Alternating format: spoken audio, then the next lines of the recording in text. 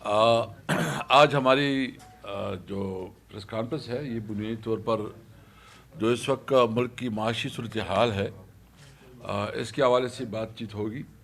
ہمارے ساتھ جو ہے نا زبیر عمر صاحب جو کہ سابقہ گورنر ہیں, علی مادر شیخ صاحب جو ہمارے سندھ کی پروونشل پریزیڈنٹ ہیں, اور تیمور خان جگڑا جو کہ سابقہ فائنانس منسٹر ہے, اور یہ NFC کے حوالے سے جو کل میٹنگ ہو رہی ہے اس کی اوپر بات کریں گے. تو آج ہمارا بیسیکلی جو ٹاپک ہے وہ پاکستان میں اس وقت جو معاشی صورتحال ہے پاکستان کا, اور یہ جو بڑے بڑے دعوے کر رہے ہیں اس کے اسٹیٹسٹک آپ کے سامنے رکھیں گے کہ یہ حکومت کتنی بری طرح ناکام ہے ملک کی معاشی پالیسیوں میں, اور کس طرح اس وقت جو ہے نا اس وقت بے روزگاری کا اور معاشی بدحالی سے عوام پریشان ہے. مہنگائی بہت بڑھ گئی ہے, اور آج ایک عام آدمی وہ 2 وقت کی روٹی کے لیے ترس رہا ہے, اور اس کے پاس نہ روزگار ہے نہ اس کے پاس 2 وقت کھانے کے لیے روٹی ہے. تو اس کے حوالے سے ڈیٹیل میں یہی جائیں گے. میں صرف اس موقع پہ اتنا کہوں گا کہ جو NFC ایوارڈ کے حوالے سے بہت دیر بعد یہ اجلاس کل ہو رہا ہے, اور جس صوبے سے میرا تعلق ہے اس صوبے کے حوالے سے بھی میں بات کروں گا, کیونکہ اس وقت خیبر پختونخوا کی جتنی بھی NFC میں جو شیئرز ہے وہ شیئر ابھی خیبر پختونخوا کو نہیں مل رہے ہیں.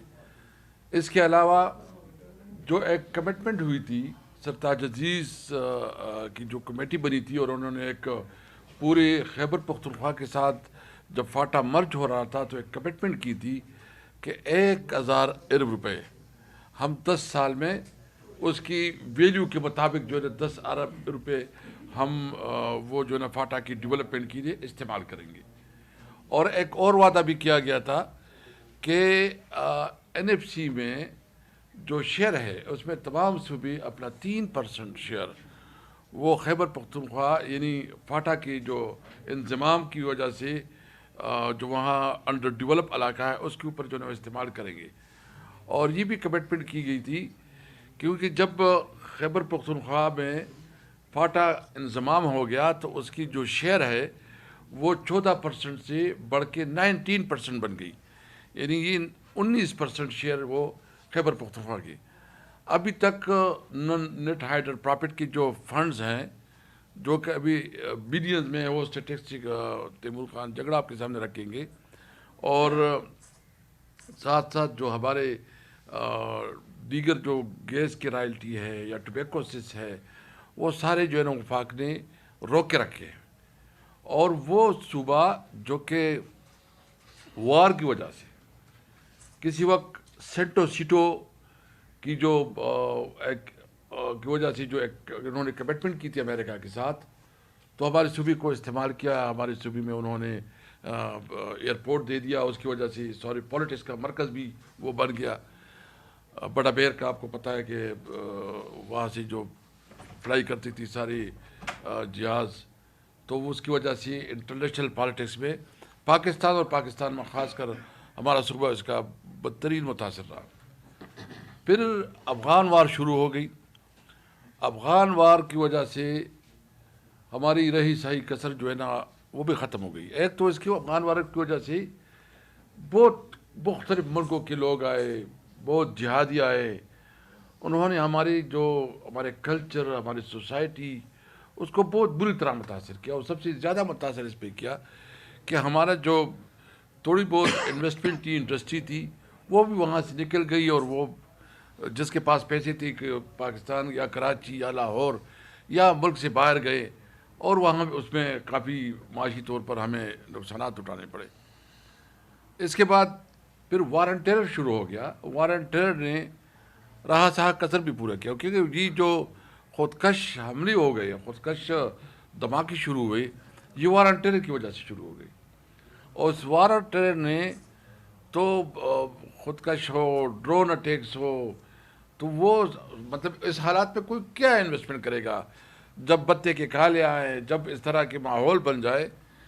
تو ہمارا صوبہ उस वजह से पूरी तरह मुसहर हो। थोड़ी बहुत जो इकॉनमी सर्वाइव कर रही थी, यानी आपने उस पूरे एरिया को जो आपके मर्ज एरिया है, कबायली एरिया है, उसकी कोई किसी किस्म की डेवलपमेंट नहीं, हस्पताल नहीं, कॉलेज नहीं, इंफ्रास्ट्रक्चर नहीं, रोज़गार के मौके नहीं।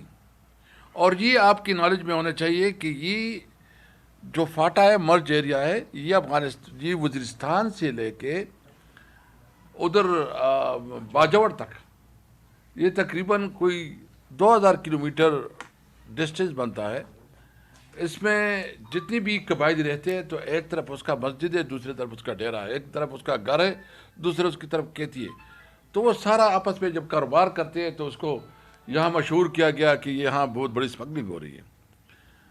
तो सवाल तो ये है कि आपने वहाँ डेवलपमेंट नहीं की, आपने वहाँ इन्वेस्टमेंट नहीं की, आपने वहाँ इंटरनेशनल जंग ला के बसा के उस सोसाइटी को तबाह बर्बाद किया। और फिर जुल्म ये है कि ड्रोन अटैक भी उधर, खुदकश धमाकी भी उधर, और जो आपकी पॉलिसी है, जो फॉरेन पॉलिसी है, उसकी वजह से सारा निज़ाम तबाह बर्बाद हो रहा है। तो हम ये मुतालबा करते हैं, और अभी उन्होंने पाक अफगान ट्रांजिट ट्रेड पे भी बैन लगाया है, और जो बॉर्डर पे कारोबार होता था वो भी उन्होंने बंद किया हुआ है। यानी ये कारोबार, ट्रेड तो जंगों में भी जारी होता है। दुनिया की जितनी भी ममालिक दरमियान जंगें भी होती है, लेकिन ट्रेड भी होता है, बिजनेस भी चलता है। तो आपने अगर बिजनेस को उधर बंद कर दिया, और हमारे पेशावर में इस वक्त जितनी भी रही थी कुछ इंडस्ट्रीज थी, आपको रिपोर्ट आई रही होगी कि तकरीबन हमारी इंडस्ट्रीज बंद होने शुरू हो गई है। और उसकी वजह से जो ख़तरनाक सूरत हाल का सामना है कि बेरोज़गारी बढ़ गई है। मतलब बेरोज़गारी, जब आप इंडस्ट्री बंद करेंगे तो रोज़गार कहाँ से आएगा, और फ्रस्ट्रेशन बढ़ रहा है। तो ये ख़ुद जो है ना ऐसे माहौल पैदा कर रहे हैं कि वहाँ मज़ीद टेरस पैदा करने की फैक्ट्री बना रहे हैं। क्योंकि जब आप रोज़गार नहीं होगा, जब उम्मीद नहीं होगी, तो फिर लोग कहाँ से वो करेंगे।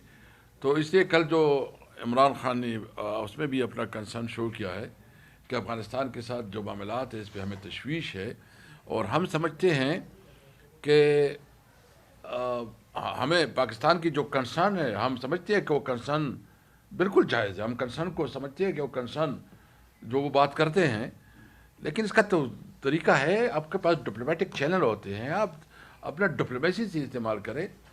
और जब मतलब इंडिया के साथ आप जो है ना कर सकते हैं, एक किसी हद तक एक वर्किंग रिलेशन बना सकते हैं, या उसके साथ आप सीज फायर कर सकते हैं, तो आपको बहुत बड़ा दुश्मन है। वो तो हम सबका बड़ा दुश्मन है। वो तो पाकिस्तान के ख़िलाफ़ तमाम साजिशों में मुलव्वस है। और इंडिया अगर अफगानिस्तान को आपके ख़िलाफ़ इस्तेमाल करता है तो आपके अंदर भी ये कैपेसिटी होनी चाहिए कि आपके ख़िलाफ़ क्यों इस्तेमाल हो रहा हो। हम इसलिए ये मुतालबा करते हैं कि हमारे मुल्क के लिए ये बहुत अहमियत है कि हम अपने पड़ोसी होते ईरान के साथ, अफगानिस्तान के साथ और चाइना, ये हमारे दोस्त ममालिक होने चाहिए। इसके साथ हमें तिजारत का मौका मिलना चाहिए, अमन का मौका मिलना चाहिए, रोज़गार का मौका मिलना चाहिए, और डिप्लोमेसी से इस मामलात को हल करना चाहिए। तो मैं ये चंद बात इसलिए कर रहा था कि हम सबसे पहले पाकिस्तानी हैं, हमसे कोई बेहतर पाकिस्तानी नहीं है। पाकिस्तान हमारी जान है, और हम समझते हैं कि इस मुल्क के अंदर आइन और कानून की हुक्मरानी हो, इस मुल्क में तमाम इदारे मजबूत हो, तमाम इदारों की तकद्दुस और इज़्ज़त व एहतराम बढ़े, और वो अपने आइन के अंदर अपनी किरदार अदा करे। अगर किसी की गलत फहमी है कि हम कोई किसी इदारे के ख़िलाफ़ है, पाक फौज हमारी फौज है, ये हमारे बच्चे हैं, हम सारे पाकिस्तानी हैं।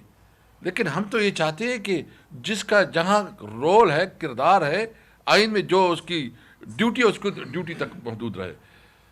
इंशाअल्लाह ताला इमरान खान जो इस वक्त की मुश्किलात और सख्तियों का सामना है, इमरान खान इंशाअल्लाह ताला इस हालात का मुकाबला कर रहा है। हम डट के खड़े हैं अपनी लीडर इमरान खान के साथ। उसका विजन और उसकी सोच कि उसने पूरी दुनिया के साथ, जो ख़ासकर अफ़गानिस्तान के साथ, उस वक्त मैं स्पीकर था, और हमने उस वक्त तिजारत जो हमारी ट्रेड थी उस वक्त, और ख़ासकर जो हमारा एक्सपोर्ट था, وہ 1.7 بلین تک ہم نے بڑھایا تھا، اور ساتھ ہم نے سینٹرل ایشیا اور رشین اسٹیٹ تک بھی بزنس کو کافی بڑھایا تھا. ہم نے افریقہ کنٹری کے ساتھ بھی رک افریقہ پالیسی اڈاپٹ کی کہ افریقن کنٹریز تک بھی ہم اپنا ٹریڈ اور کاروبار بڑھائے، کیونکہ وہاں بھی بہت بڑا پوٹینشیل ہے. ہمیں پوری دنیا کے ساتھ تجارت کے مواقع ہونے چاہیے. ہم سمجھتے ہیں کہ ہم پوری دنیا میں پاکستان کو پوری دنیا میں امن کے لیے کردار ادا کرنا چاہیے. امن کے لیے جہاں بھی ضرورت ہو پاکستان اس میں اپنا کردار ادا کرے، لیکن کسی تنازع میں پاکستان کو کوئی کردار نہیں ادا کرنا چاہیے. ہم صرف اور صرف امن چاہتے ہیں، ملک میں کاروبار چاہتے ہیں، باعزت روزگار چاہتے ہیں، اور پاکستان میں آئین اور قانون کی بالادستی چاہتے ہیں. زبیر عمر صاحب.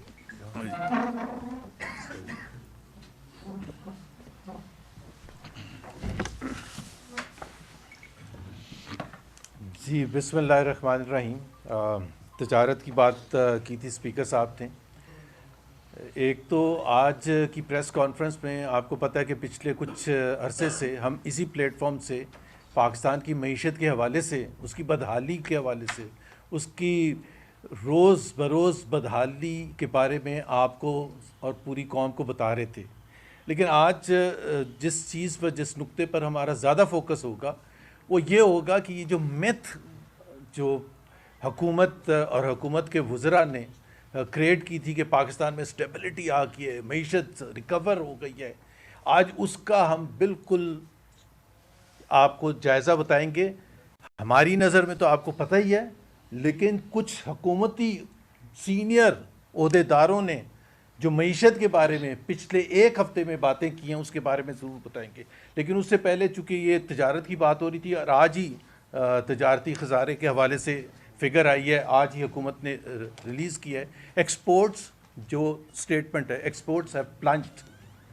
ایکسپورٹ کنسسٹنٹلی پچھلے 3-3.5 سال میں ایک کمیٹی دوسری کمیٹی، یہ اس کی رپورٹ اس کی رپورٹ، باوجود سب کے ابھی جو 4 مہینے کی رپورٹ آئی ہے ایکسپورٹس نیچے گر گئی ہیں، برے طریقے سے نیچے گر گئی ہیں، اور تجارتی خسارہ جو ہے 37% بڑھ گیا ہے. 37% بڑھ گیا. اب میں جس کا ذکر کرنا چاہوں گا وہ جو جس طرح سے میں کہہ رہا تھا کہ جی حکومت کہتی رہی ہے کہ جی زبردست ریکوری ہو گئی ہے، اسٹیبلٹی آ گئی ہے معیشت میں، ہم نے ڈیفالٹ سے بچا کے یہاں لے کے آ گئے. یہی پچھلے 3 سال سے ہم سنتے رہے ہیں. اب پچھلے ہفتے یہاں اسلام آباد میں ایک سیمینار ہوا، اور اس سیمینار میں 3 سینئر ترین حکومتی شخصیت، جس میں governor State Bank of Pakistan, privatization minister, اور سب سے امپورٹنٹ SIFC کے نیشنل کوآرڈینیٹر جنرل سرفراز کی سٹیٹمنٹس. یہ پبلک سٹیٹمنٹس ہیں، یہ میں اپنی طرف سے نہیں کہہ رہا. میں جنرل سرفراز کی سٹیٹمنٹ سے شروع کروں گا. ہم تو کہتے ہی تھے کہ یہ ملک میں یہاں آ کے انویسٹمنٹ کوئی نہیں کرے گا، یہاں کا گورننس سسٹم صحیح نہیں ہے، یہاں کا ٹیکس سٹرکچر صحیح نہیں ہے، یہاں کا ماحول صحیح نہیں ہے. انہوں نے کیا کہا؟ انہوں نے کہا جتنے ٹیکسز پاکستان میں کوئی آ کے انویسٹ نہیں کرے گا. یہ جنرل سرفراز کے الفاظ ہیں. جنرل سرفراز نے یہ بھی کہا کہ پاکستان میں بزنس ایز یوزل اب نہیں چل سکتا. Exact words, business as usual جو پچھلے 2-3 سال سے چلتا رہا ہے وہ نہیں چل سکتا، اس سے آگے ترقی نہیں ہو سکتی، پاکستان معیشت میں پھنسا رہے گا. یہ SIFC کے سینئر ترین رہنما یہ بتا رہے ہیں، اور ظاہر سی بات ہے ہم تو ان کی بات سے 100% اتفاق کر رہے ہیں. جب ہم کہتے تھے تو ہمیں گالیاں پڑتی تھیں، جب ہم یہی بات کرتے تھے کہ Pakistan is not a conducive place for investment یہاں کا. اور پھر انہوں نے یہ بھی کہا کہ گورننس کا سسٹم اتنا خراب ہے کہ یہاں نئی لوگ آ کے انویسٹ کریں گے. گورنر اسٹیٹ بینک کیا فرماتے ہیں؟ گورنر اسٹیٹ بینک نے کہا کہ جو ہم نے پالیسی پچھلے کچھ عرصے سے رکھی ہوئی ہے، کچھ سالوں سے، it has inflicted serious pain to the people of Pakistan. اور اب وقت آ گیا ہے، گورنر اسٹیٹ بینک کہہ رہے ہیں وقت آ گیا ہے کہ حکومت پاکستان اپنی پالیسیز کو چینج کرے. یہ محمد زبیر یا تیمور جھگڑا نہیں کہہ رہے ہیں، یہ گورنر اسٹیٹ بینک کہہ رہے ہیں. کیونکہ سب کو نظر آنا، اب سب پتہ کیا یہ کیوں کہہ رہے ہیں، یہ سب بچنا چاہ رہے ہیں کہ جی ہم نے بھی تو کہہ دیا تھا کہ معیشت ٹھیک نہیں ہے. کیونکہ آپ نے ڈھنڈورا پیٹ کے جی ریکوری ہوگی، وہ جی فلانی رپورٹ آ گئی، انٹرنیشنل فلانی رپورٹ آ گئی. رپورٹ کیا ہوتی تھی کہ جی بینکس بڑا پروفٹ کما رہے ہیں. بینکس تو پروفٹ کما ہی رہیں گے، حکومت کو ادھار چاہیے ہوتا ہے، بینک ان کو پیسے دیتا ہے، وہ پیسوں سے ان کا انٹرسٹ بڑھتا ہے اور پروفٹ بڑھ جاتا ہے۔ تیسرے صاحب جو ہیں پرائیویٹائزیشن منسٹر، بائی دا وے بڑے اچھے صاحب ہیں، محمد علی صاحب، انہوں نے کیا کہا کہ پاکستان میں اپرچونٹیز ہیں، انویسٹمنٹ کی اپرچونٹیز ہیں، لیکن یہاں کا گورننس سسٹم اتنا خراب ہے کہ یہاں کوئی انویسٹ نہیں کرے گا۔ ابھی آپ مجھے خود بتائیں، یہ میں نے آپ کو 3 سینئر ترین عہدیداروں کا ذکر کیا، حکومت کے پاس کوئی جواب ہے؟ وزیر اعظم صاحب کے پاس کوئی جواب ہے؟ ساتھ میں نے تجارتی خزانہ بھی بتا دیا 37% بڑھ گیا۔ اگر ہماری بات نہیں سن رہے تھے وزیر اعظم صاحب تو کم سے کم اپنے لوگوں کی تو بات سن لیں۔ اگر اپنے لوگوں کی بات ان کو سمجھ آ جاتی ہے تو کیا 3.25 سال کے بعد وزیر اعظم کی کوئی رسپانسبلٹی بنتی ہے؟ ان کو کوئی جواب دینے کی رسپانسبلٹی بنتی ہے کہ کیوں اس دھانے پر لا کے، اگر گورننس سسٹم خراب ہے؟ اور ابھی ایک انٹرنیشنل سروے آیا ہے، گلوبل سروے آیا ہے، کل ہی آیا ہے، 120 ممالک جس میں شریک تھے گورننس کے حوالے سے، پاکستان کی پوزیشن کیا ہے؟ 109۔ مطلب آپ کسی چیز میں آپ کوئی کارنامہ آپ کرتے ہی نہیں ہیں، پھر کہتے ہیں کہ پاکستان کی عزت بڑی خراب ہے۔ پاکستان کی عزت، کوئی گلوبل سروے آ جائے، کسی چیز کا سروے آ جائے، اس میں سب سے پیچھے پاکستان ہوتا ہے، اور کہتے ہیں پاکستان کی عزت بڑی بڑھ گئی ہے۔ عزت وہ کہتے ہیں کہ جی عطا طاہر صاحب جاتے ہیں، وہ ریڈ پاسپورٹ رکھتے ہیں تو بڑا ظاہر ہے فورن سٹیمپ لگتے ہیں، وہ جو گرین پاسپورٹ کے ساتھ جاتا ہے، جس کو ویزا نہیں مل رہا، جو دھکے کھا رہا ہے، پاکستانی، عام پاکستانی، پڑھا لکھا پاکستانی، اس سے پوچھیں کہ پاکستان کی عزت باہر کیا ہے۔ اپنے ریڈ پاسپورٹ کے بیسس پر کہتے ہیں کہ جی بڑی زبردست عزت ہے، آپ کو جو شاہی محل میں عزت ملتی ہے اس کے بیسس پر کہتے ہیں۔ یہ تو 3 میں نے آپ کو حکومتی عہدیداروں کی سٹیٹمنٹ بتائی ہے۔ پچھلے ہفتے ایک اور سروے آیا ہے جو حکومت نے کرایا ہے، اپوزیشن نے نہیں کرایا۔ وہ سروے تھا ان امپلائمنٹ کے بارے میں۔ کیا کہتا ہے سروے؟ پچھلے 21 سال کی بلند ترین شرح پر ہے ان امپلائمنٹ، بے روزگاری۔ یہی باتیں ہم پہلے بیٹھ کے کرتے تھے نا، اب حکومت نے بھی کہہ دیا 21 سال 2004 کے بعد سب سے زیادہ بے روزگاری آج ہے، اس وقت، حکومتی پالیسیوں کی وجہ سے۔ اور یہ حکومت کے نمبرز ہیں جو کہ انڈیپینڈنٹ اکانومسٹ اس سے ڈس ایگری کرتے ہیں، حفیظ پاشا یا دوسرے اکانومسٹ، وہ کہتے ہیں 22 سے 24% ہے، حکومت کہہ رہی ہے 7% ہے۔ 7% کو بھی لے لے تو 21 سال کی بلند ترین شرح ہے بے روزگاری۔ اب یہ کس نے یہاں تک پہنچایا ہے؟ ہر چیز پر بات ہوگی حکومت کی طرف سے، پرائم منسٹر صاحب کے آپ سٹیٹمنٹ پڑھ لیں، عوام کی نہیں کبھی بات کریں گے، بے روزگاری کی نہیں بات کریں گے کیونکہ ظاہر ہے پتہ ہے نمبرز کیا ہیں، غربت کی نہیں بات کریں گے کیونکہ پتہ ہے نمبرز کیا ہیں کہ پاکستان میں کی تاریخ میں کبھی 45% پاکستانی غربت کی لکیر سے نیچے نہیں تھے، کبھی مہنگائی کی نہیں بات کریں گے۔ یہ کریں گے کہ ہاں پچھلے سال کے مقابلے، بھائی پچھلے سال 38% تو آپ ہی لے کے گئے تھے۔ ایک سٹیٹمنٹ بھی آیا تھا یا نواز شریف صاحب نے کہا تھا کہ جی ہم نے 38% سے نیچے لے کے، بھائی 38% لے کے کون گیا تھا پہلے؟ 38% آیا تھا 1.25 سال پی ڈی ایم کی حکومت کے آنے کے بعد۔ پی ٹی آئی جب چھوڑ کے گئی تھی تو 12.7% تھا اپریل 2022 میں، آپ اس کو مئی 2023 تک بڑھا کے 38% تک لے کے چلے گئے تھے۔ اس کی مار کس نے کھائی ہے؟ اس کی مار پاکستان کے عوام نے کھائی ہے۔ آج جو مڈل کلاس کا پرچیزنگ پاور ہے اس کی حالت دیکھ لے، 60% کم ہو گئی ہے۔ اور میں جس طرح کہتا ہوں کہ اس کو سمپل الفاظ میں، جو کام آپ کو 20,000 میں آپ کی خریداری ہوتی تھی یا آپ کا خرچہ پورا ہوتا تھا 20,000 میں، آج سے 3 سال پہلے اب 50,000 روپے چاہیے۔ اتنے خراب حالات ہو گئے۔ اور لاسٹ جو کہ بہت امپورٹنٹ ہے، آئی ایم ایف کی رپورٹ۔ میں نے اور تیمور جھگڑا صاحب نے جب آئی ایم ایف کی رپورٹ آئی تھی تو ہم نے پریس کانفرنس کی تھی، ہم نے سوال ریز کیے تھے، ہم نے پوچھا تھا کہ یہ 5,300 کا غبن جو ہوا ہے اس میں کون شامل ہے، ان کی اکاؤنٹیبلٹی کیا ہوئی ہے، اس کی لسٹیں جاری کریں۔ آج تک تقریباً کل 2 ہفتے ہو جائیں گے، نہ وزیر اعظم نہ ڈپٹی وزیر اعظم نے آ کے اس کی تفصیل سے پارلیمنٹ میں یا پارلیمنٹ سے باہر بتایا نہیں ہے کہ جی جو آئی ایم ایف کی رپورٹ تھی وہ اتنی سخت رپورٹ حکومت وقت کے بارے میں، پاکستان کی بدحالی کے بارے میں، پاکستان کے گورننس سسٹم کے حوالے سے، پاکستان میں غربت کے حوالے سے، پاکستان میں یہ تک انہوں نے کہا کہ یہ حکومت ڈیزائن ایسی ہے کہ جی یہ اپنے لوگوں کو نوازتے ہیں، جیسے شوگر سکینڈل ہوتا ہے, جیسے ویٹ سکینڈل ہوتا ہے, یہ پروکیورمنٹ رولز کو ریلیکس کرتے ہیں اپنے چاہنے والوں کے لیے. اتنی سخت رپورٹ آنے کے بعد وزیر اعظم صاحب لندن میں بیٹھے رہے 5 دن, اور آنے کے بعد بھی اس کا کوئی ذکر نہیں ہے.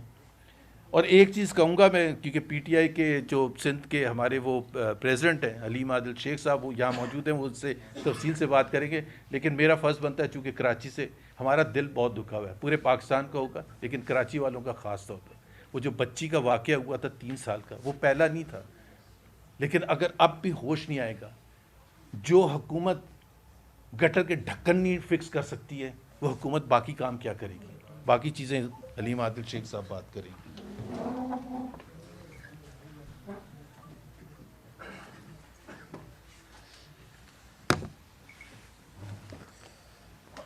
بسم اللہ الرحمن الرحیم. میں جی 2 چیزوں پہ بات کروں گا. ایک تو یہ جو ایک اور نئی رپورٹ آئی ہے چینڈلر انسٹیٹیوٹ آف گورننس سے, جس کی زبیر صاحب نے ذکر ابھی کیا, اور وہ اس لیے ضروری ہے کہ آئی ایم ایف کا ہم نے جواب مانگا, آئی ایم ایف کا جواب نہیں ملا. جو یہ رپورٹ ہے, جو یہ پکچر پینٹ کرتی ہے, وہ آئی ایم ایف کی رپورٹ سے بھی بھیانک ہے. اور دوسری جو کل این ایف سی کی میٹنگ ہے, یہ این ایف سی ایک اتنا امپورٹنٹ ایشو ہے اور اس پہ اتنا پروپیگنڈا ہوتا ہے کہ اس پہ بھی کچھ فیکٹس, کچھ دلائل دینا جو ہیں وہ بڑے ضروری ہیں. لیکن ان دونوں سے پہلے میں ایک جو ابھی میں تیاری کرتے ہوئے ٹی وی آن تھا, وہاں پہ میں دیکھ رہا تھا, تو ایک کوئی انفارمیشن منسٹری کے اسپوکس پرسن ہیں العربی, حسن العربی, وہ اسکائی نیوز کو انٹرویو دے رہے تھے. تو انہوں نے ابھی ایک نئی وجہ ڈھونڈ لی تھی, کیونکہ ان سے پوچھا جا رہا تھا کہ یہ خان صاحب سے آپ ملاقاتیں کیوں نہیں کرا رہے.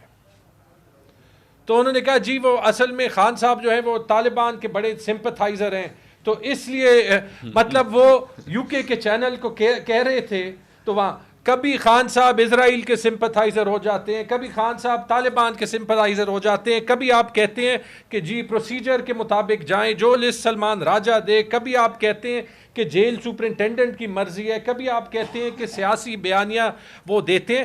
یار فیصلہ تو کر لیں کہ آپ کا سٹانس کیا ہے. نہ یہ دنیا اتنی بے وقوف ہے, نہ وہ نیوز چینلز اتنے بے وقوف ہیں. اور وہ انٹرویو سنتے ہوئے تکلیف اس لیے ہو رہی تھی کہ اپنے آپ کو تو وہ بے وقوف بنا رہے تھے, لیکن امیج پاکستان کا ہی خراب ہوتا ہے کہ انفارمیشن منسٹری کے اسپوکس پرسن جاتے ہیں اور وہاں جو دنیا کے سب سے بڑے چینل کے جو اینکرز ہیں وہ ہنس رہے ہوتے ہیں, وہ بھی کہہ رہے ہیں آپ نے سب کچھ کہہ دیا, میرے سوال کا جواب آپ نے نہیں دیا کہ عمران خان کی ملاقاتیں 5-6 ہفتوں سے کیوں بند ہیں, جو ساری ہیومن رائٹس کنونشنز کے خلاف ہیں. اچھا جی, یہ پوائنٹ ہو گیا. اب ذرا یہ آتے ہیں, یہ جو اینول رینکنگ ہے چینڈلر انسٹیٹیوٹ آف گورننس کی, جس میں پاکستان نے ماشاءاللہ 120 ممالک میں 109ویں پوزیشن حاصل کر دی ہے. شکر ہے کہ 11 ممالک جو ہیں وہ پاکستان سے نیچے کم از کم ابھی تک ہیں. لیکن جب میں آپ کو یہ بتاؤں گا کہ کون سے ممالک جو ہیں وہ پاکستان سے اوپر ہیں, تو وہ بھی آپ کے جو ہیں وہ بالکل آنکھیں کھل جائیں گی. اور یہ بھی دیکھ لیں کہ یہ جو 109ویں پوزیشن ہے یہ ابھی 109 پہ پہنچی ہے. پچھلے سال 104 تھی, 2022 میں 93ویں پوزیشن تھی, 3 سال میں 93 سے 109 پہ ہم گئے ہیں. یہ کون سی ریکوری ہے پاکستان کی جو ہو رہی ہے, جو صرف نیچے جاتی ہے؟ ریکوری کے لیے اوپر جانا پڑتا ہے. 7 یہ انڈیکیٹرز دیکھتا ہے, 7, اور 7 انڈیکیٹرز میں جو گورننس کے انڈیکیٹرز ہیں, اور یہ ایک غیر جانبدار ادارہ ہے جس میں بیوروکریسی کے ایکسپرٹس, ایکیڈیمکس, گورننس کے ایکسپرٹس, پولیٹیشنز, یہ یو این ایجنسیز کے لوگ, انہوں نے مل کے بنایا ہے. ہر سال یہ رپورٹ شائع ہوتی ہے. پورے ساؤتھ ایشیا میں پاکستان کی پوزیشن سب سے نیچے ہے, پورے ساؤتھ ایشیا میں. ساؤتھ ایشیا میں اگر آپ دیکھ لیں, انڈیا کی 72ویں پوزیشن, بنگلہ دیش کی 95, نیپال کی 101, سری لنکا کی 99, ان سب سے پیچھے. نیپال میں جو ہوا ہے, بنگلہ دیش میں جو ہوا ہے, اس کے باوجود پاکستان ان سب سے پیچھے. بنگلہ دیش کی 95. لیکن یہ بھی دیکھ لیں, یہ ممالک دیکھ لیں, ہم بڑے اپنے آپ کو کہتے ہیں یہ سارے تقریباً سوائے ایک دو کے وہ ممالک سمجھے جاتے ہیں جن کو انگریزی میں باسکٹ کیس کہا جاتا ہے. زیادہ تر افریقہ کے ممالک ہیں یا ساؤتھ ایسٹ ایشیا میں کچھ ایسے ممالک ہیں جہاں پہ جنگیں ہوئی ہیں, یا موریشس 51, روانڈا جہاں 20-25 سال پہلے خانہ جنگی ہوئی تھی 59, بوٹسوانا 61, South Africa 77, ٹینزینیا 78, Egypt 81, Cambodia 82, Senegal 83, گانا 86, آئیوری کوسٹ 90, نمیبیا 90, الجیریا 90, بنین نام بھی نہیں سنا ہوگا, افریقہ میں ایک چھوٹا سا ملک ہے 93, کینیا 94, بنگلہ دیش 95, ٹونیزیا 96, گواٹمالا 97, Uganda 98, Sri Lanka 99, Lewis 103, Zambia 104, Cameroon 105, ملاوی 106, ایتھیوپیا 108. یہ پاکستان کی حال ہے. آپ پرائم منسٹر کو رلائیں گے بس. لیکن دیکھیں یہاں پہ کہانی ختم نہیں ہوتی, کیونکہ یہ پکچر پینٹ کرنا جو ہے وہ ضروری ہے. یہ اگر آپ سب انڈیکیٹرز میں بھی جائیں, اور یہ جو پچھلے 3 سال میں ہوا ہے وہاں پہ دیکھ لیں, رول آف لا میں جو پہلا سب انڈیکیٹر ہے پاکستان 93ویں نمبر پہ ہے ماشاءاللہ, اور اس کے نیچے جو سب انڈیکیٹرز ہیں رول آف لا پہ کہ قانون کی عمل درآمد کیسے ہوتی ہے 109 کی پوزیشن ہے, ٹرانسپیرنسی پہ 100ویں نمبر کی پوزیشن ہے, لیڈرشپ, ایتھیکل لیڈرشپ یعنی آپ کی لیڈرشپ کی ویلیوز کیا ہیں 99ویں پوزیشن ہے, اسٹریٹجک پرائیورٹائزیشن یعنی لیڈرشپ میں عقل کتنی ہے 110ویں پوزیشن ہے, فائنینشیل اسٹوورڈشپ گورنمنٹ ڈیٹ قرضوں کے حالات 103ویں پوزیشن, بجٹ سرپلس 111ویں پوزیشن, کنٹری رسک پریمیم جس سے جو ہے جو انویسٹر یہ جانیں گے کہ ہمیں یہاں پہ جانا چاہیے یا نہیں 108ویں پوزیشن. انسٹیٹیوشنل اسٹرینتھ پہ آئیں جہاں پہ پاکستان پچھلے 3 سال میں 14 پوزیشن کم ہو کے 106 پوزیشن پہ آ چکا ہے.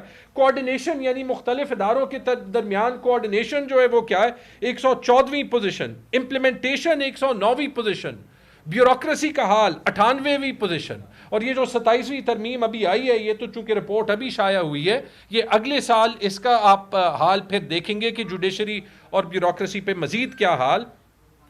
گلوبل انفلوئنس, اس میں آپ دیکھیں نیشن برانڈ یعنی پاکستان کی عزت 100ویں پوزیشن, پاسپورٹ اسٹرینتھ 120 میں سے 120ویں پوزیشن, اٹریکٹیو مارکیٹ پلیس پھر اگلا جو سیگمنٹ ہے اس میں آپ دیکھ لیں اٹریکٹنگ انویسٹمنٹس 97ویں پوزیشن, لاجسٹکس یعنی کہ کیسے جو ہے وہ ملک کے اندر جو ہے وہ مال ہو سکتا ہے. آپ دیکھتے ہیں کہ ہر بار فار ایگزامپل جب آٹے کا کرائسس ہوتا ہے تو پنجاب اپنے بارڈر جو ہے وہ بند کر دیتا ہے, باقی پاکستان میں آٹا نہیں جا سکتا, 108ویں پوزیشن. اور یہ اینڈ میں کیونکہ اس کا این ایف سی سے تعلق ہے اس لیے میں نے یہ آپ کو پہلے کہا, ایک فیکٹر ہے ہیلپنگ پیپل رائز, کہ آپ اپنے لوگوں کے لیے کیا کر سکتے ہیں اور کیسے کر سکتے ہیں. ایجوکیشن 120 ممالک میں 118ویں پوزیشن, تھرڈ لاسٹ. یعنی آپ کو ایجوکیشن امپروو کرنے کے لیے ایجوکیشن پہ بڑا پیسہ اسپینڈ کرنا ہے. ہیلتھ 97ویں پوزیشن 97. پرسنل سیفٹی 72ویں پوزیشن. انوائرمنٹل پرفارمنس جو اسموگ کا حال ہے 110. جینڈر گیپ یعنی خواتین کے لیے کیا ہوتا ہے 119ویں پوزیشن. نان ڈسکریمنیشن یعنی سب جو سٹیزنز ہیں ان کا ایک ہی حال ہے 113ویں پوزیشن. Price stability 106. یہ حال ہے ایک ملک کا جو کہ امپروو ہو رہا ہے. اس کا جواب کون دے گا؟ آپ نے آئی ایم ایف کا جواب نہیں دیا.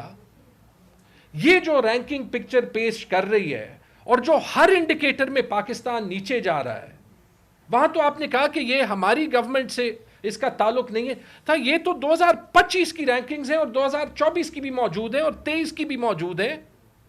اس کے بعد آپ کیا کہیں گے پاکستان کے لوگوں کو؟ لیکن اب ذرا آتے ہیں این ایف سی پہ, کیونکہ یہ این ایف سی جو ہے دیکھیں یہ دنیا میں وہ, میں ذرا اپنے نوٹس جو ہے وہ نکال دوں, میں نے وہاں پہ کچھ فگرز جو ہیں وہ ڈالیں. دنیا میں کوئی بھی ملک وہاں پہ جو ریسورسز ہیں, جو فائنینشیل ریسورسز ہیں, اس کا جو بٹوارا ہوتا ہے وہ این ایف سی کے تھرو ہوتا ہے. جو فیڈرل گورنمنٹ اور صوبوں کے درمیان یا اسٹیٹس کے درمیان جو بٹوارا ہوتا ہے وہ این ایف سی کے تھرو ہوتا ہے.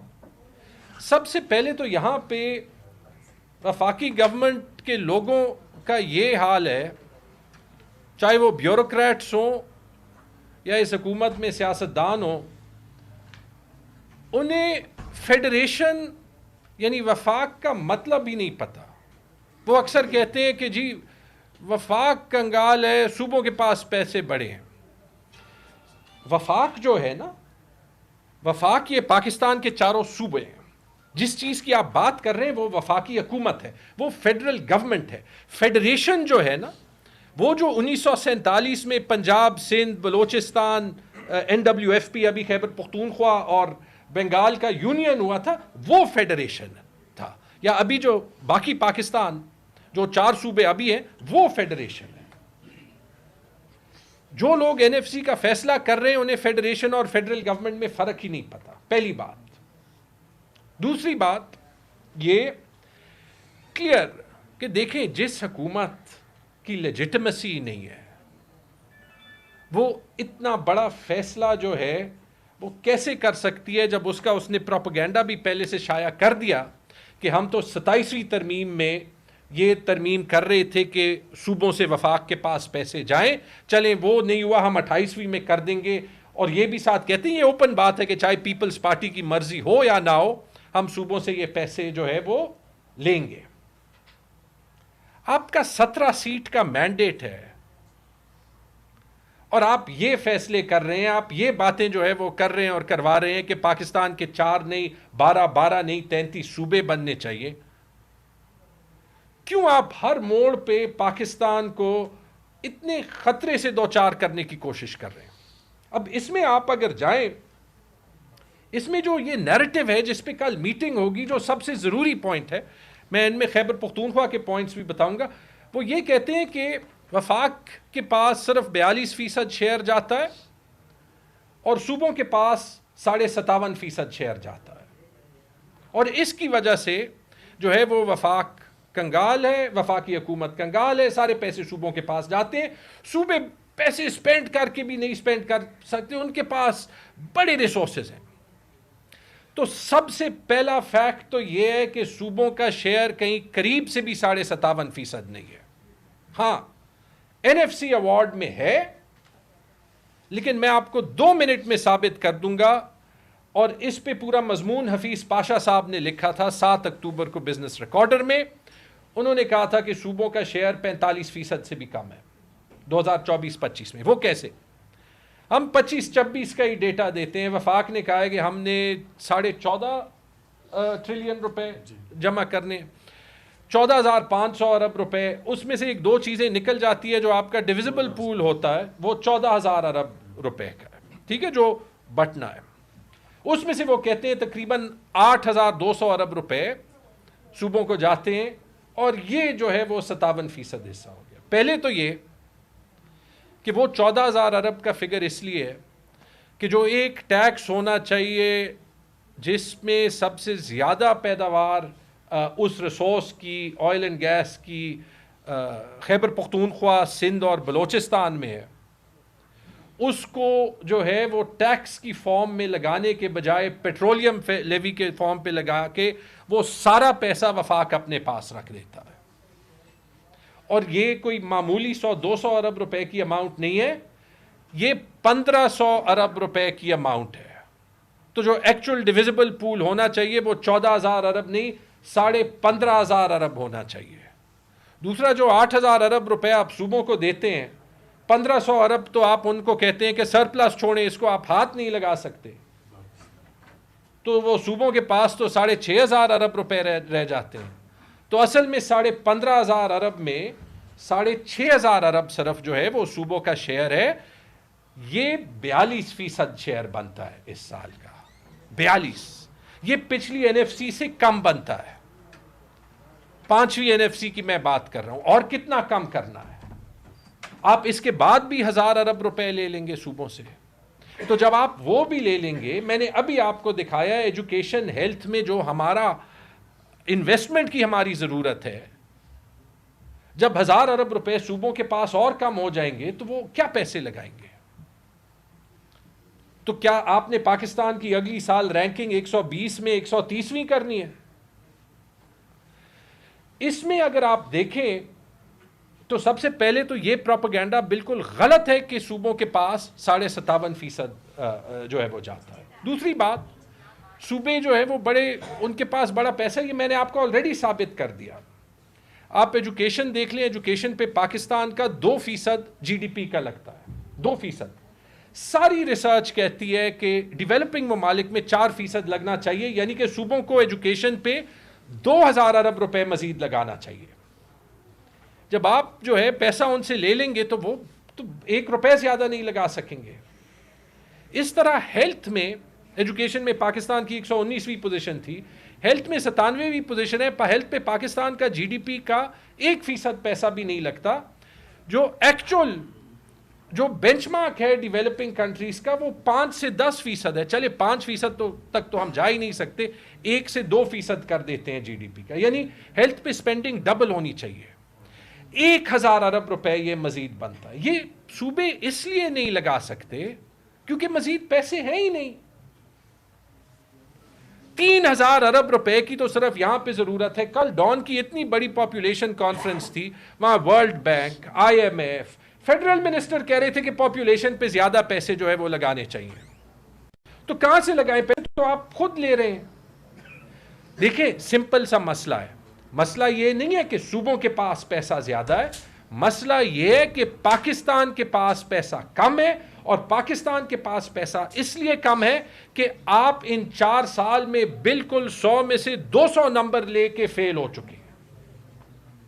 اگر اس NFC کا کوئی حل نکالنا ہوتا تو وہ یہ نکالنا ہوتا کہ آپ کو مل بیٹھ کے نمبر 1 یہ فیصلہ کرنا تھا کہ صوبے اور وفاق مل کے پاکستان کا ریونیو کیسے بڑھا سکتے ہیں, ٹیکس نیٹ کیسے جو ہے وہ براڈن کر سکتے ہیں کہ زیادہ لوگوں پہ کم ٹیکس لگے.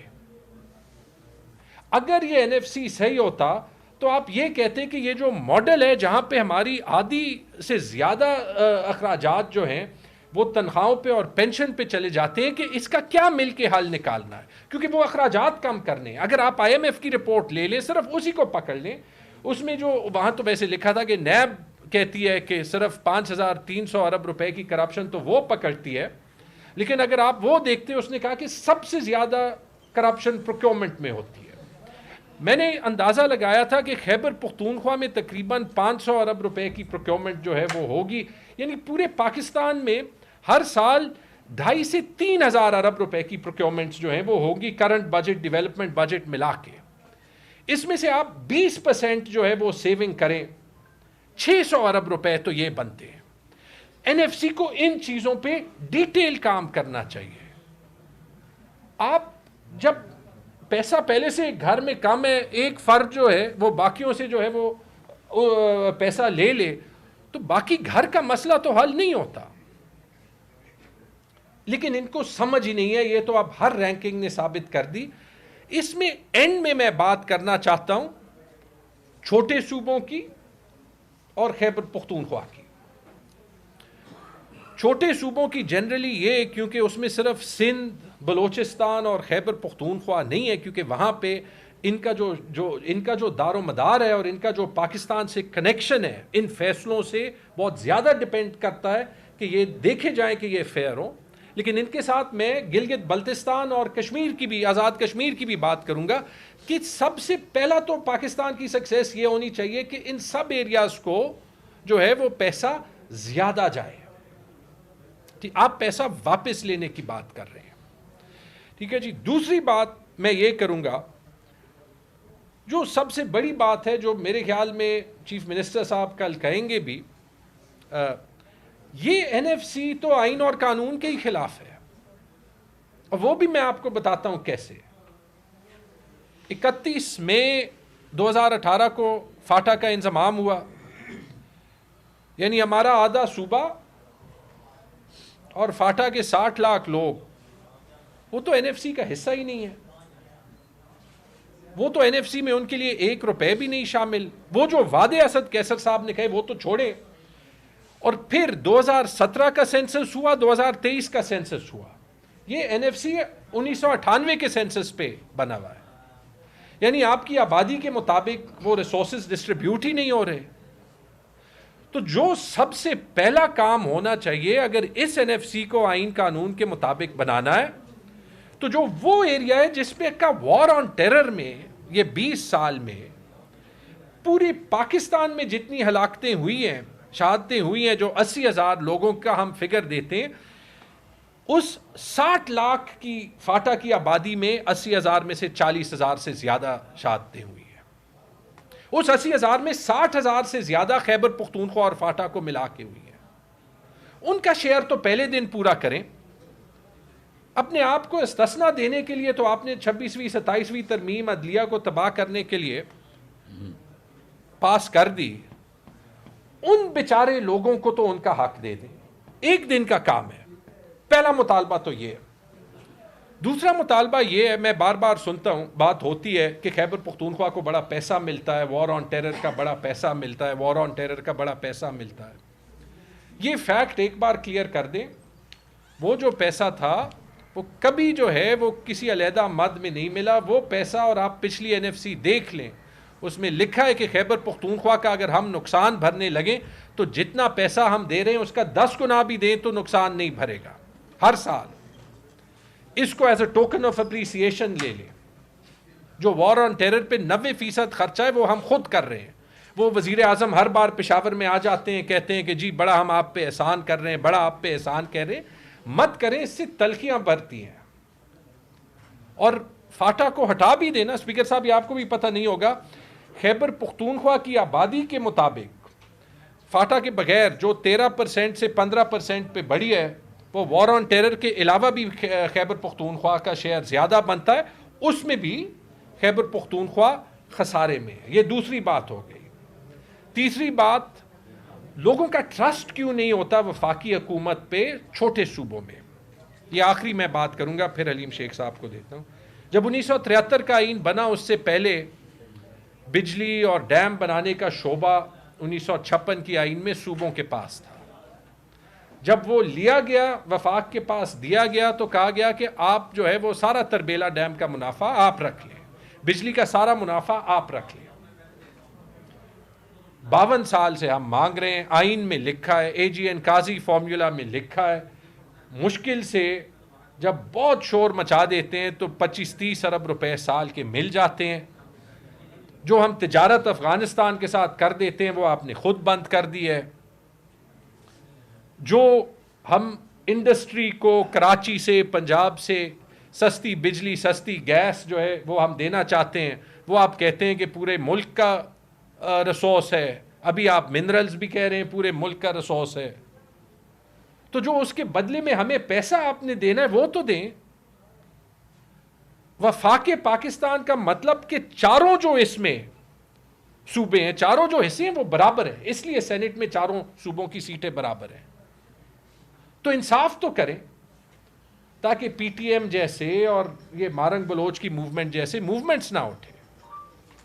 تو اس لیے یہ این ایف سی اتنا امپورٹنٹ ایشو ہے, اور اس پہ یہ میں آپ کو پرسپیکٹو اس لیے دینا چاہ رہا تھا کیونکہ پاکستان میں انصاف تب ہوگا جب آپ لوگ جو پاکستان کی پریس ہیں, اسلام آباد کی پریس ہیں, تصویر کے دونوں رخ پاکستان کے عوام کو دکھائیں گے. بہت بہت شکریہ.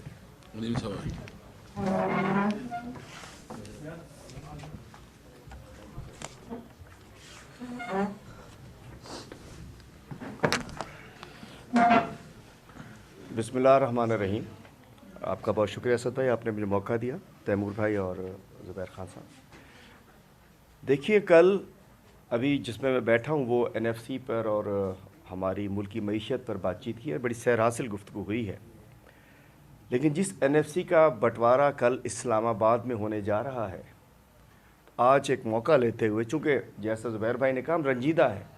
ہمارا ایک 3 سالہ بچہ شہر کا جو کہ 65% ریونیو دیتا ہے اس ملک کو, گٹر میں گر کے مر چکا ہے. اس سال میں 24 بچے اور بڑے گٹر برد ہوئے ہیں, اور آج بھی ایک بچی گٹر کی نظر ہوئی ہے. سب سے چھوٹا گٹر کا ڈھکن کس کو پھنسایا ہوا آپ نے؟ جو اس NFC میں, جو ملک کے خزانے میں 65% جو شیئر دیتا ہے شہر. میں کہنا چاہتا ہوں, آپ سے بھی کہنا چاہتا ہوں, ملتے ہوں گے یہاں, یہ ہمارے صدر میں تو ملتا ہی ہوگا ہمارا نمائندہ, سوال کیجئے ان سے. ٹھیک ہے, میں ایگری کرتا ہوں تیمور بھائی کی تمام بات چیتوں جو کی ہے انہوں نے, جو ڈسٹریبیوشن ہے تمام چیزوں پہ. میں اپنے صوبے کی بات کرنا چاہتا ہوں, چونکہ ہمیں کم موقع ملتا ہے کہ جو صوبہ, جو شہر, جس شہر کا ٹیکس پیئر ہم آپ, جو شہری 65% اس ملک کو چلانے کے لیے دیتے ہیں, ہم آج بھی, ہمارے بچے گٹر برد ہو رہے ہیں. ہم آج بھی اس صوبے کے اندر, ہمارے اسکولوں میں کتابیں نہیں ہیں, ہسپتالوں میں دوائیاں نہیں ہیں. جھگڑا NFC کا ادھر ہوتا ہے. NFC پہ شیئر تو لے جاتے ہیں یہ لوگ, میں سندھ کی بات کر رہا ہوں, PFC دینے کو تیار نہیں ہوتے. صوبہ سندھ میں مال کھپے, شہر کراچی کو نہیں دینا, حیدرآباد کو نہیں دینا, لڑکانہ کو نہیں دینا, چونکہ وہ ون ونڈو آپریشن چلتا ہے. میں افسوس کے ساتھ کہنا چاہتا ہوں کہ صوبہ سندھ کو علی بابا اور 40 چوروں کے حوالے کر دیا گیا. 18 سال سے 3100 ارب روپے سندھ کے اس ٹولے کے ان کو ملا ہے 18 سال میں, اور آج بھی کراچی میں جائیے کھنڈرات ملے گا آپ کو. تو میں کہنا چاہتا ہوں, جو واقعہ بتایا, آج بھی ایک ڈھکن, اور یہ ڈائریکٹلی ذمہ دار کیوں ہے؟ اس لیے کہ کراچی میں Karachi water and sewerage corporation ہے, ان کا چیئرمین وہی ان کا لاڈلا, اور وہ بلاول صاحب کا لاڈلا. ایک جیسے سارے, کوئی نہ سمجھے کہ کوئی الگ ہے, سب ایک ہیں. ہم جانتے ہیں نا, سندھ کے لوگ ہیں, سب ایک جیسے ہیں. وہی میئر کراچی جو ہے, وہی واٹر بورڈ کا چیئرمین بھی ہے, وہی چیف منسٹر بھی ہے. سندھ گورنمنٹ ذمہ دار ہے. اس سے بڑی زیادتی نہیں ہو سکتی. تو میں چاہتا ہوں ہماری لیڈرشپ جو اسلام آباد میں ہوتی ہے, چونکہ ہم تو کم آتے ہیں, کہ براہ کرم اس شہریوں کا, اس شہر کا خیال کیجئے کہ جو پورے ملک کو چلا رہا ہے, جس کا ٹیکس پیئر قربانیاں دے رہا ہے, ظلم بھی اس پہ ہو رہا ہے, نہ روڈ ہے, نہ رستہ ہے, نہ کچھ ہے, اور بچے گٹر برد ہو رہے ہیں. اصولاً سندھ حکومت کو گٹر برد ہونا چاہیے, ان کو یہاں بٹھانے والوں کو گٹر برد ہونا چاہیے. کراچی کی 22 میں سے 21 سیٹیں ہمارے پاس ہیں, 21 سیٹیں MNA کی ہمارے پاس ہیں, جن پہ ڈاکہ ڈل گیا. ایک میں بھی ان کے اندر سے. سب کے فارم 45 ہمارے پاس موجود ہیں. اس کا مطلب ہے کہ وہ شہر کے ہم ہیں اسٹیک ہولڈرز. تو بات یہ ہے کہ کل جو بھی فیصلے ہوں, اور آئندہ بھی جو بھی فیصلے ہوں, سندھ میں جو پیسہ جائے, برائے کرم اس کی چوکیداری آپ لوگ کیا کیجئے. آپ لوگ اسلام آباد میں موجود ہیں کہ وہ جاتا ہے اور اسی ٹولے کی نظر ہو جاتا ہے. اور برائے کرم اس کے لیے یہ جو جس انداز سے ہمارا بچہ گٹر برد ہوا ہے, جس طریقے سے ہم سب گٹر برد ہیں, وہاں آئیے تو صحیح, گٹرستان لگتا ہے شہر کراچی, اس کے لیے آواز اٹھائیے. اور میں سمجھ سکتا ہوں کہ جو سندھ میں صورتحال ہے بہت ناگفتہ بے ہے, بہت بری ہے. صرف یہ جنگ کیس لڑتے ہیں اپنے پاس پیسہ ٹرانسفر کرنے, جب پیسہ وہاں پہنچ جاتا ہے اس کے بعد وہ اس عام آدمی تک نہیں جاتا جس کے لیے وہ بجٹ واپس جاتا ہے وہاں. تو بس اس بات پہ میں, اب آپ نے جواب دینا ہوگا سوال کا, میں ادھر آ جاتا ہوں.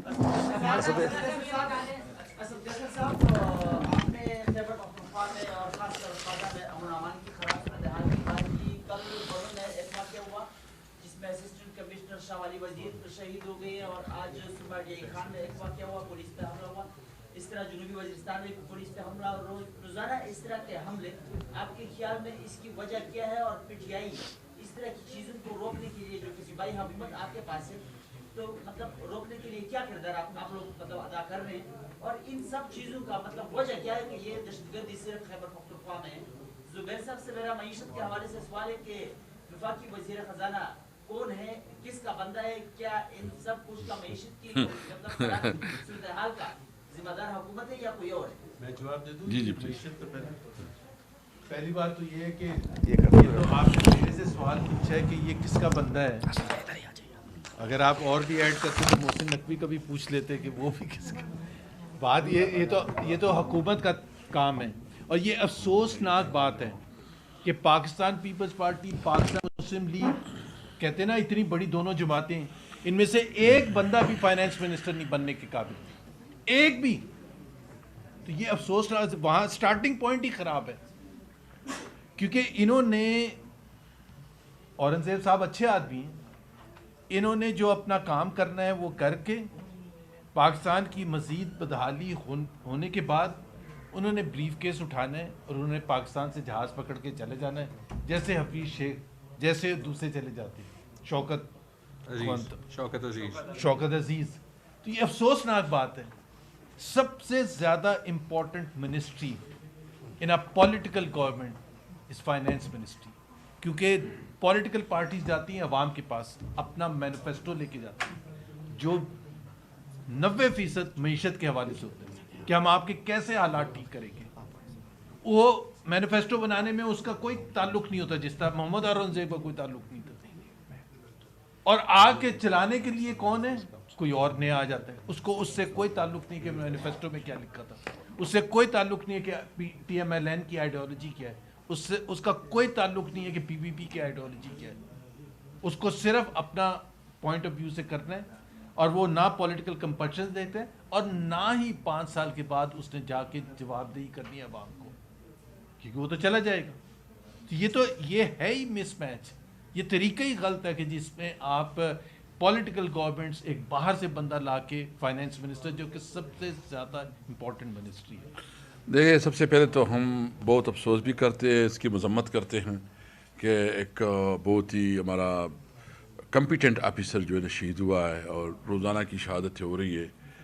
2 باتیں اس پہ. ایک تو ہم بالکل کلیئر ہے، ہم ہر صورت پہ دہشت گردی کے کلا کما چاہتے ہیں اور اپنی صوبے میں امن و امان کے لیے جتنی بھی وسائل درکار ہو، جتنی بھی اس کے لیے ضرورت ہو، وہ چیف منسٹر صاحب نے کمٹمنٹ کیے وہ دے رہے ہیں. سوال یہ ہے کہ ایک تو ہم نے، آپ کے نالج میں ہوگا، آپ ہمارے صوبے سے ہیں، جو ہم نے ایک قومی جرگہ کیا، اور قومی جرگے میں ہم نے تمام سیاسی پارٹیاں، مطلب اگر وہ پارلیمنٹ میں ہے یا پارلیمنٹ سے باہر ہے، سب پولیٹیکل پارٹیز کو ہم نے اکٹھا کیا، اور اس پہ ہم نے اس کا ایک سلوشن نکالا، ایک میمورنڈم نکالا، ایک اعلامیہ نکالا کہ یہ ہمارا ہے. اس پہ صوبائی حکومت کی کیا ذمہ داری ہے اور وفاقی حکومت کی کیا ذمہ داری ہے. ایک چیز کو کلیئر کیا. جو ہمارے صوبے میں امن و امان کا مسئلہ ہے وہ صرف خیبر پختونخوا کے انٹرنل ایشوز نہیں ہے، وہ ہمارے فارن پالیسی سے تعلق رکھتے ہیں، وہ بارڈر سے تعلق رکھ رہے ہیں، وہ ہمارے افغان پالیسی سے تعلق رکھ رہے ہیں. اس لیے ہم نے اس میں باقاعدہ ایک سلوشن دیا ہے، حل دیا ہے، اور ہم مطالبہ کریں گے کہ خیبر پختونخوا میں اگر امن ہوگا تو پوری ملک میں امن ہوگا. اور ضرورت اس بات کی ہے کہ جو ہم نے اعلامیہ نکالا ہے، ایک پوری خیبر پختونخوا کے تمام سیاسی، بلکہ سیاسی نہیں، اس میں سول سوسائٹی، اس میں بار ایسوسیشنز، تمام کی نمائندگی تھی، اس پہ عمل درآمد کیا جائے. ہم بالکل کمیٹیڈ ہیں امن و امان کے لیے، جہاں تک ہو سکے، جتنا وسائل ہو سکے، جتنا پولیس کو اسٹرینتھن کرنا ہے وہ صوبائی حکومت کرے گی انشاءاللہ. ان کا پورا ایک کورس ہوا اور گزشتہ روز بالی پیٹ لیگ عمران خان صاحب کی طرف سے باقاعدہ طور پہ کہا گیا کہ وہ میرے میر جعفر اور میر صادق. اس وجہ سے ذرا واضح کیجیے گا کہ جو این ڈی یو کا کورس کرنے والے آپ کے ارکان ہیں وہ پارٹی پالیسی کے تحت گئے یا خود سے گئے، کیا پوزیشن ہے اس حوالے سے؟ دیکھیں، اس کے بارے میں تو آپ کو پتہ ہے این ڈی یو ایک کورس ہے جو کہ روٹین میں ہوتا ہے، لیکن جو ان کی ملاقات ہوئی ہے اس ملاقات پہ پارٹی کو کنسرن ہے. میں سمجھتا ہوں کہ اس کے دوران ابھی خان صاحب کے ساتھ ایک اور بھی ملاقات کر رہی ہے، کیونکہ مختصر ملاقات تھی، تو ہم مزید بھی اس پہ کلیئرٹی چاہیں گے کہ خان صاحب کے مزید بھی اس پہ کلیئرٹی آ جائے.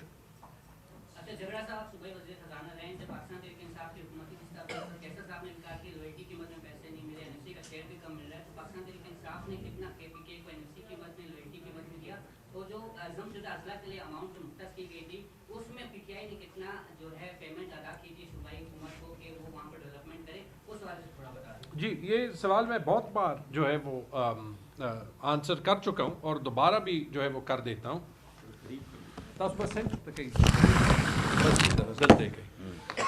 دیکھیں، اگر آپ دیکھ لیں 2 حقیقتیں ہیں اس حکومت میں بھی.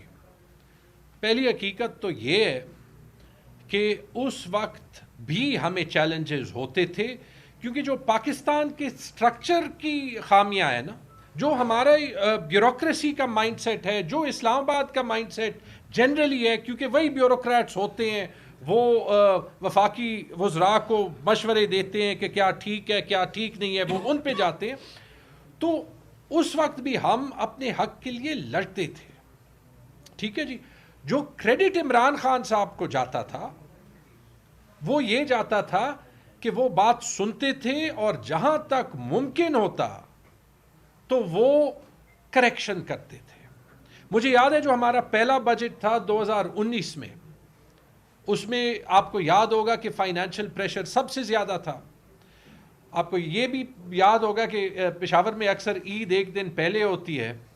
عید کے دن خان صاحب نے مجھے بنی گالہ بلایا کیونکہ انہوں نے میری بات سنی کہ فاٹا کا شیئر جو ہے وہ کم تھا، اور ساری وفاقی کابینہ کو بلا کے انہوں نے فاٹا کا شیئر بڑھایا.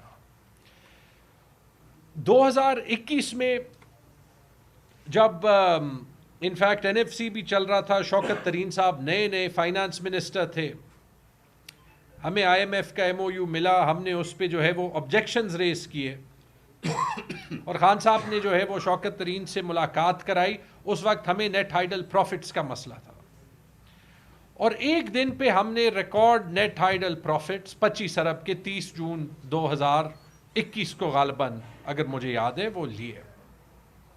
ایک اور سال جو ہے وہ وفاقی حکومت پہ پریشر تھا، ایک گروپ بن گیا تھا، خٹک صاحب 2-3 لوگوں نے امپلائیز کے ساتھ نیگوسیشن کی تھی، کوئی بڑی خاطر خواہ انہوں نے جو ہے وہ سیلریز میں انکریز کی، جس سے جو ہے وہ صوبوں کے فائنانسز پہ بڑا امپیکٹ پڑتا. اس کے لیے خان صاحب نے ایک گروپ بنایا، اور وہ پھر ہم نے بائی دا وے اس طریقے سے کیا کہ اس وقت بھی پریشر رائٹلی تھا کہ جو افواج آپ کے فرنٹ لائن پہ لڑتے ہیں کہ ان کو ضرورت تھی زیادہ پیسوں کی، تو ان کو ہم نے ایک اسپیشل الاؤنس دیا. ایسے میں بہت سی مثالیں دے سکتا ہوں.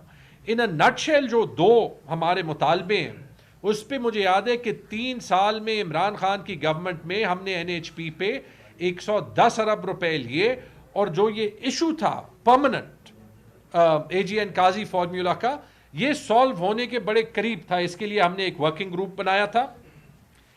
انفارچونیٹلی حکومت چل گئی، اور تسلسل نہ ہونے کا یہ امپیکٹ ہوتا ہے. قبائلی اضلاع کا اگر آپ دیکھ لیں، حالانکہ میری رائے میں اس سے زیادہ پیسے دینے چاہیے تھے، کوئی اور صوبہ نہیں دیتا تھا، لیکن وفاق اپنا بجٹ ہر سال بڑھاتی تھی، اور کبھی ہمیں قبائلی اضلاع کے بجٹ میں 1 روپے کے خسارے کا سامنا نہیں ہوا.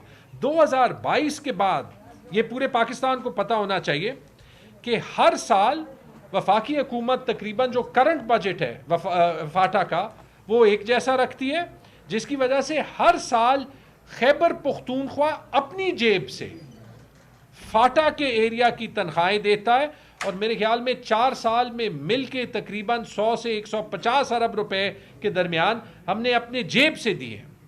یہ ہم نے کسی پہ احسان نہیں کیا، یہ ہماری ڈیوٹی ہے ایز پاکستان، لیکن تب بھی سوال ہم پہ اٹھتا ہے.